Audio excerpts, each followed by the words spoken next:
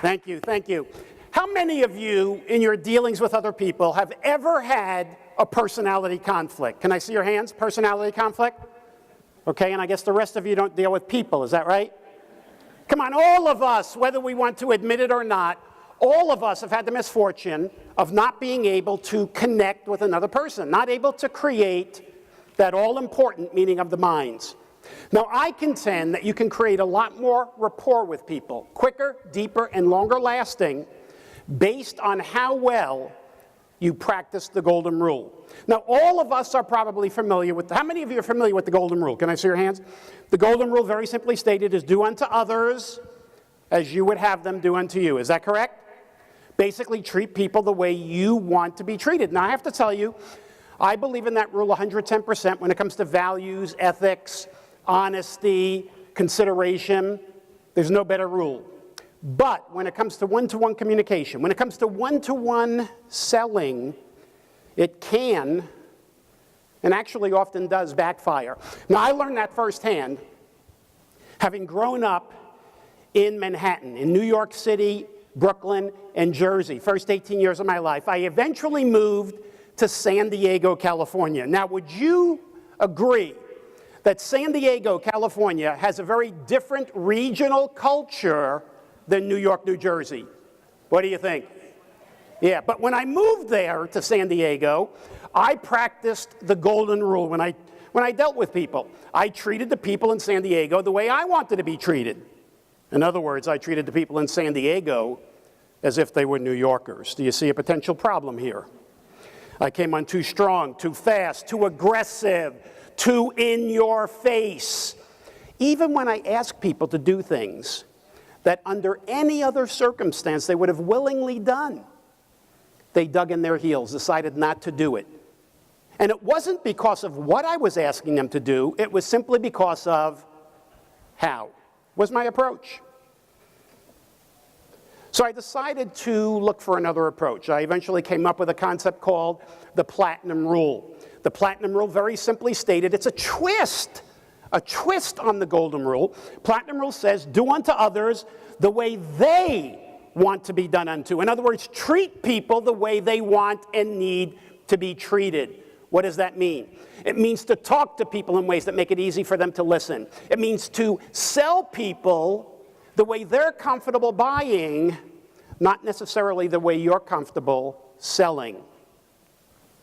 We're going to talk about three things. Number one, what are the differences in behaviors, behavioral styles?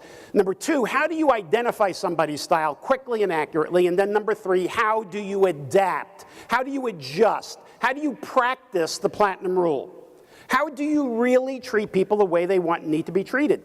Now, it's not just in face-to-face selling, but over the phone, email, voicemails. Here's an example.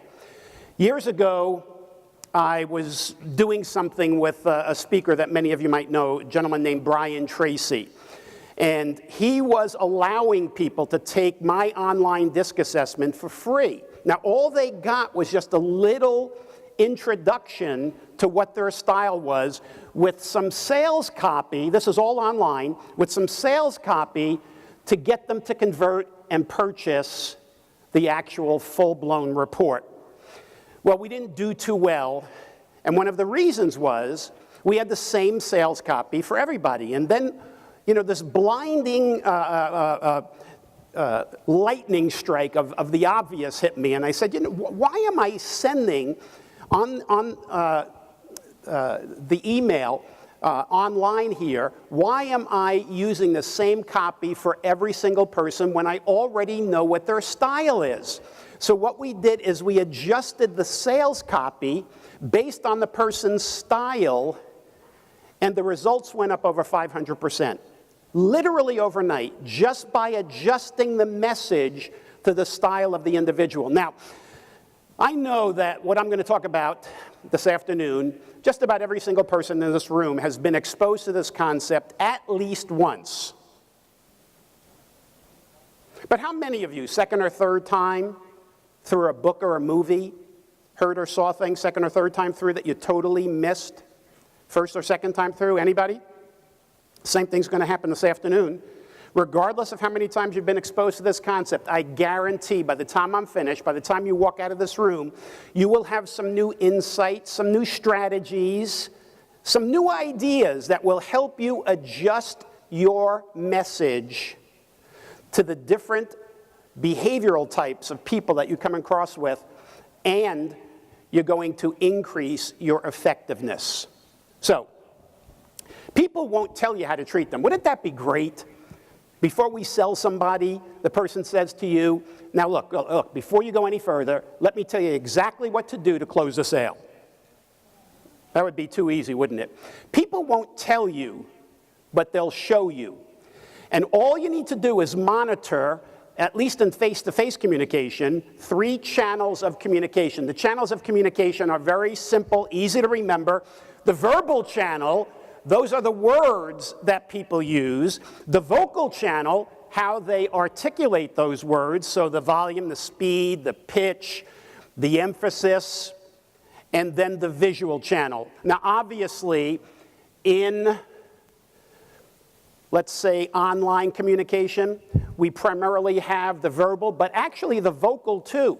And the vocal is how you punctuate, capitalize, the way you write a message could actually lend a vocal quality even though they can't hear it. And then the visual obviously is face-to-face. Verbal, vocal, visual. Verbal, we're videotaping this program. Imagine if we transcribed it, sent everybody a typed transcript of my talk. That would be the verbal and the verbal only. If we gave you an MP3, that would be the verbal and vocal. How many of you would get more meaning out of this talk from reading it as opposed to hearing it? How many? Reading it. All right? How about hearing it as opposed to reading it? All right? And, of course, if we sent you a DVD or an MP4, now you have the verbal, the vocal, and the visual, and that's 100% of the total meaning of a message. Now, it's important to really listen, particularly to the vocal and the visual. But let's just take the vocal. You can take a word, and depending on how it's said, could obviously change the meaning of the word. You can say, hey, nice shirt. Or you can say, hey, nice shirt. Same words. So verbally, you would read those words as a compliment, but vocally, you would hear some sarcasm there. So watch this single word. Now, it's important to listen carefully because the way you talk to people, they may interpret things not quite the way you mean them to be interpreted. So take the word "oh." Has no meaning whatsoever until we say the word. So watch this. Say the word "oh." As a group, say the word "oh" to convey, I understand. One more time, I understand. I don't understand. All right, so the same word, vocalized differently, and has exactly the opposite meaning. How about this? Say the word "oh" to convey surprise, disappointment, disgust, affection. I don't know who that was, but that was pleasure. That's dangerous. Dangerous. Verbal, vocal, visual. I'm asking you to monitor 2 aspects of behavior. I call them speed and temperature. Speed, how fast the person is, their pace, and temperature, their priority. Are they more open or more guarded? So, I'm going to ask you to make 2 simple decisions when you deal with people. Decision number 1, based on what I see, what I hear, what I read, do I believe the person's coming across more open or guarded? How do you tell the difference? Well, guarded people do not, and I repeat, they do not show or share their feelings or thoughts readily or willingly. In other words, they play their cards how? Close to the chest. Hard to read, limited, controlled body language and facial expressions. To the extreme, we say they have what kind of a face? A poker face. Whatever they are feeling or thinking inside tends to stay inside. They're just hard to read. Some people say, well, they have no emotion. No, they have emotion. It's just inside. They don't show it outside. Guarded people make decisions primarily based on facts, logic, numbers, data, documentation, put it in writing. How many of you know somebody who basically fits that description? Can I see your hands? All right. Now, the other side, open people, just the opposite. They readily and willingly show and share their feelings and thoughts, whether you want to know them or not.